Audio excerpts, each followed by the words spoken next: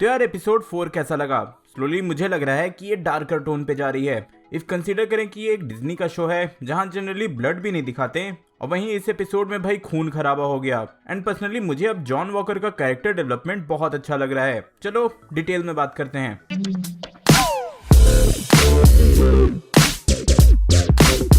तो एपिसोड की शुरुआत ही हुई वकांडा के फ्लैशबैक सीन के साथ, जहां आयो बकी का टेस्ट कर रही है उन कोड वर्ड्स के साथ जिससे कि वो विंटर सोल्जर बन जाता था। बट हाँ, अब वो फ्री है।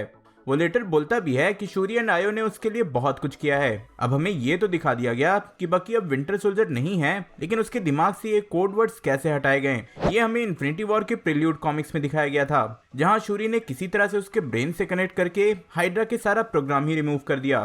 तो हाँ, वहाँ की टेक्नोलॉजी बहुत एडवांस्ड है। वैसे जो कुछ पहले कॉमिक्स में दिखाया जाता था एंड बहुत लोग मिस कर देते थे, मुझे लगता है इन फ्यूचर वैसी छोटे डिटेल्स अब सीरीज के थ्रू दिखाए जाएंगे, जिससे कि कैरेक्टर्स का प्रॉपर डेवलपमेंट हो। और हाँ, यहाँ उसे फिर से व्हाइट वुल्फ बोला गया। एंड मैंने पहले भी बताया था कि वकांडा में बकी को सब व्हाइट वुल्फ बोलते हैं। मैंने पहले ही व्हाइट वुल्फ की हिस्ट्री सेकंड एपिसोड के ब्रेकडाउन में बता दिया है, चाहो तो देख लेना।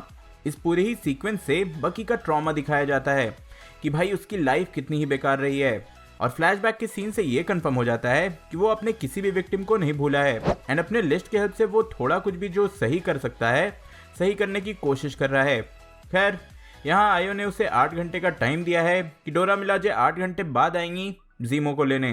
वैसे बकी ने वापस जाते ही जीमो एंड सैम को सब कुछ बता दिया। इनिशियली मुझे थोड़ा अजीब लगा, देन इफ बकी के कैरेक्टर पे ध्यान दें, उसकी स्टोरी पे ध्यान दें, तो उसके लाइफ की सबसे बड़ी गड़बड़ सीक्रेट रखने के चलते हुई थी। अरे भाई, टोनी के पेरेंट्स का मर्डर इसी ने किया था, और इसी के चलते सिविल वॉर का फाइनल बैटल हुआ। देन स्टीव एंड कैप्टन अलग अलग हो गए, अवेंजर्स 2 टुकड़ों में बट गया, यहाँ तक कि इन्फिनिटी वॉर हो गया। तो हाँ, यही रीजन मुझे लगा कि उसने अब सीक्रेट रखना ही छोड़ दिया है। अब यहीं पे मैं जीमो की साइकोलॉजी पे डिस्कस करना चाहूंगा, जो कि हमें इस सीरीज में प्रॉपरली एक्सप्लेन किया गया है, जिससे कि हमें ये भी पता चलता है कि आखिर वो अवेंजर्स और सुपर सोल्जर से इतना हेट क्यों करता है। वो बोलता है कि सुप्रीमेसी के थॉट्स जो होते हैं वो एक इंसान को करप्ट कर देते हैं। सुप्रीमेसी बोले तो ऐसा स्टेट जहां कोई सोचता है कि वो दूसरों से पावर में, अथॉरिटी में ऊपर है।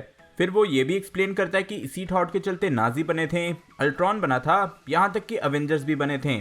तो हाँ, उसके लिए अवेंजर्स और नाजी सब कुछ एक बराबर थे। बेसिकली उसका यही मानना है कि ज्यादा पावर किसी को भी करप्ट कर देती है, और इसीलिए उसने अवेंजर्स को भी हटाना चाहा, और सिर्फ इसीलिए वो सैम एंड बकी को सुपर सोल्जर्स हटाने में हेल्प कर रहा है। आपने आगे देखा भी होगा कि कैसे उसने सारे सुपर सोल्जर सीरम को डिस्ट्रॉय किया था, यहाँ तक कि उसने सुपर सोल्जर सीरम बनाने वाले को ही मार दिया। तो हाँ, ये थॉट प्रोसेस है जीमो का, जिससे कि हम इस विलेन को एक अलग पर्सपेक्टिव से देख सकते हैं। यहाँ उसने एक्सक्लूसिवली अल्ट्रॉन को भी मेंशन किया था, जिसके बारे में हम सब जानते हैं कि उसने कितनी तबाही मचाई थी, और इसे किसी और ने नहीं बल्कि टोनी और ब्रूस ने बना दिया था। अब जीमो के अकॉर्डिंग टोनी एंड ब्रूस ने अल्ट्रॉन को पावर के ऊपर और ज्यादा कंट्रोल के लिए बनाया था। उसका मानना है कि टोनी के पास इतनी पावर नहीं होती तो वो अल्ट्रॉन भी नहीं बनाता, ना ही एक सुपर हीरो की टीम बनती, ना ही इतना सब कुछ होता। वैसे आपको पता ही होगा कि जीमो की फैमिली एज ऑफ अल्ट्रॉन में हुए इवेंट्स के कारण मरे थे, इसलिए वो पावर को और भी ज्यादा अपोज करता है और चाहता है कि सब कुछ एक लेवल पे हो। अब मुझे पता है कि मैं जीमो के बारे में बहुत ज़्यादा डिटेल में बात कर रहा हूँ, लेकिन ऐसे ही विलन्स की साइकोलॉजी को दिखाकर किसी भी प्रोजेक्ट को मेमोरेबल बनाया जाता है। और हाँ, आजकल के मूवीज एंड सीरीज को उसके हीरोज के लिए नहीं बल्कि विलन्स के लिए याद किया जाता है। अब एक सीन में आपने सुना होगा कि फ्लैग स्मैशर ने जो लास्ट एपिसोड में जीआरसी की एक पूरी बिल्डिंग उड़ा दी थी, उसके चलते एक नया एक्ट लाया जा रहा है, द पैच एक्ट। अब ये कोई मेजर हिंट तो नहीं है, लेकिन अगर कॉमिक्स में पैच नाम से आप सर्च करोगे तो पता चलता है कि ये टाइटल वुल्वरीन ने लिया था।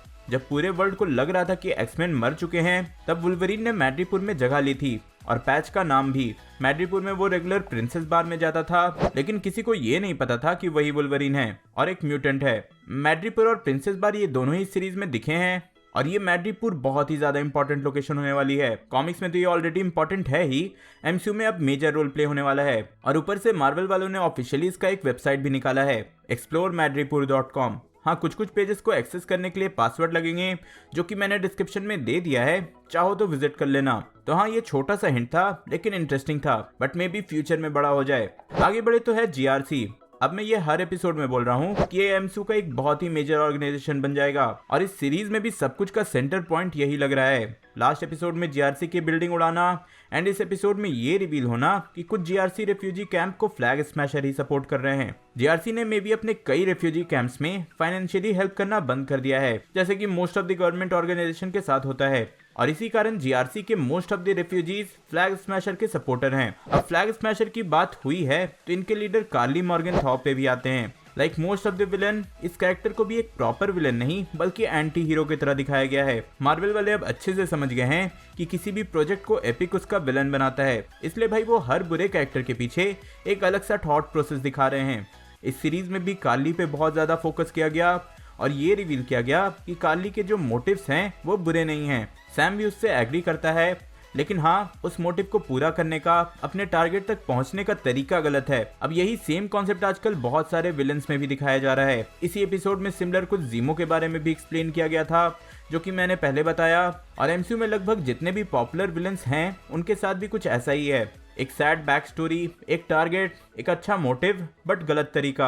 आगे बढ़े तो है शैरन कार्टर। तो इस पे मैं लास्ट एपिसोड से ही बात करना चाहता था, बट मुझे लगा कि इस कैरेक्टर को थोड़ा टाइम और देना चाहिए, क्योंकि अभी तक तो ना के बराबर ही दिखी है। लेकिन अभी इसकी एक बहुत ही पॉपुलर फैन थ्योरी चल रही है कि शैरन कार्टर ही पावर ब्रोकर है।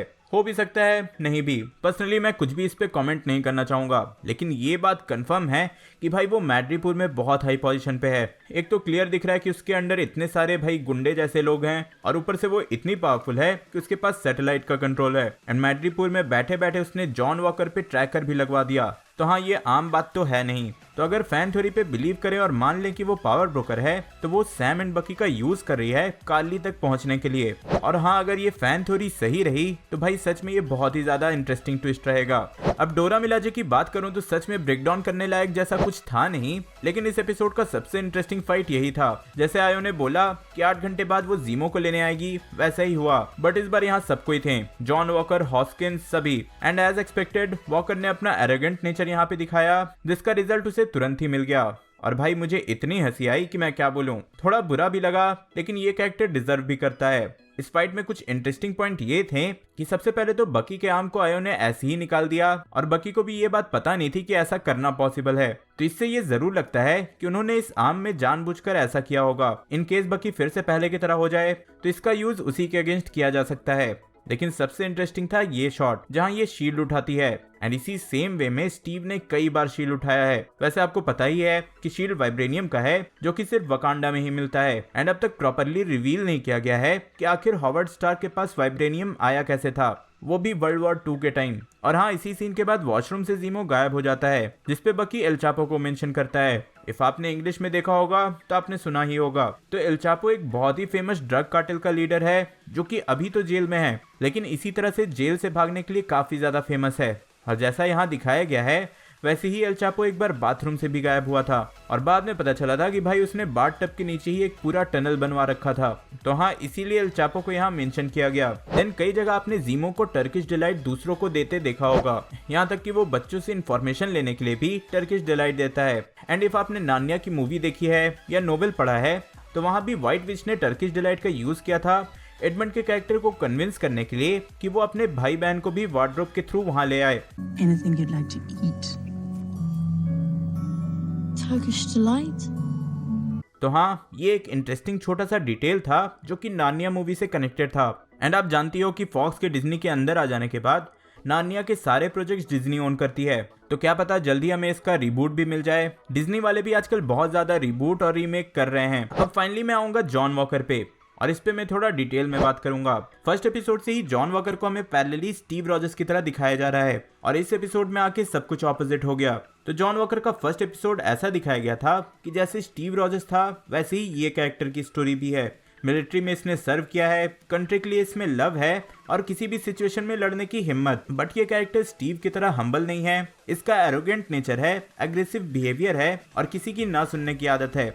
एक तरह से ये टीम प्लेयर नहीं है। तो हाँ, इस एपिसोड में उसके हाथ लग जाता है सुपर सोल्जर सीरम, जिसके बाद वो हॉस्किंस से डिस्कस भी करता है कि इफ उसे सीरम मिलता तो क्या वो लेता, जिसपे हॉस्किंस बोलता है कि हाँ बिल्कुल लेता, और साथ में ये भी मेंशन करता है कि सीरम स्ट्रेंथ के साथ पर्सनालिटी को भी और ज्यादा एनहांस करती है। सेम यही बात डॉक्टर अर्स्किन ने भी फर्स्ट कैप्टन अमेरिका मूवी में बोला था। तो हाँ, आप समझ ही गए होंगे कि जॉन वॉकर को सुपर स्ट्रेंथ तो मिल गया, लेकिन साथ ही उसकी पर्सनालिटी भी एनहांस हो गई। हॉस्किंस जब वॉकर से डिस्कस कर रहा था, वहाँ वॉकर ने ये भी बोला था कि अफगानिस्तान के वॉर में उसने जो कुछ भी किया है उसके लिए वो प्राउड नहीं है, लेकिन उसी काम के लिए उसे 3 मेडल ऑफ ऑनर मिले हैं। फर्स्ट एपिसोड से ये भी दिखाया गया कि वो कितना अपने आप को हेल्पलेस, कमजोर फील कर रहा है। एंड इस एपिसोड में तो यार डोरा मिलाजे से धुलाई के बाद उसका सेल्फ कॉन्फिडेंस भी खत्म हो गया था और इसी के चलते उसने सीरम ही ले लिया। तो जहां उसकी स्ट्रेंथ, एबिलिटी सब कुछ बढ़ गई, स्टीव की तरह वो जंप भी करने लगा, लेकिन उसके एंगर इशू, उसका एरोगेंस, ये सब भी पहले से ज्यादा बढ़ गया एंड उसने गुस्से में फ्लैग स्मैशर के एक बंदे को ही मारा। ऐसे ही एक सिमिलर सीन सिविल वॉर में भी था, बट स्टीव का डिसीजन और वॉकर के डिसीजन से ये पता चल जाता है कि आखिर दोनों में डिफरेंस क्या है। वैसे यहाँ वॉकर ने उसे मारा है जिसने थोड़ी देर पहले ही ये बोला था कि वो स्टीव रॉजर्स का बहुत बड़ा फैन था। तो हाँ, स्टीव के शील्ड से ही मरना उसके लिए तो एक मेजर आयरनी हो गई और एक तरह से यहाँ पे शील्ड और कैप्टन अमेरिका के टाइटल का डिसरिस्पेक्ट हुआ है।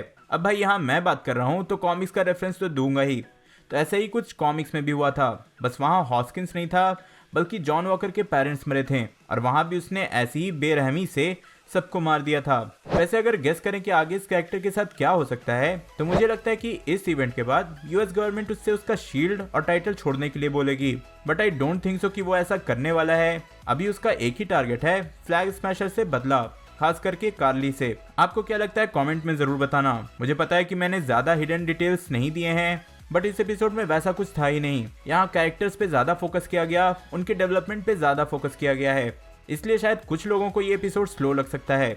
वैसे आपको कैसा लगा कमेंट में जरूर बताना और जाने से पहले इस वीडियो को लाइक कर देना, शेयर कर देना एंड ऑब्वियसली ऐसी ही और भी ऑसम कंटेंट के लिए चैनल को सब्सक्राइब करना। पिछले एपिसोड का ब्रेकडाउन देखने के लिए ऊपर वाली वीडियो देखें एंड लोकी का ट्रेलर देखने के लिए नीचे वाली। मैं जल्दी और नई वीडियो लेकर आऊंगा।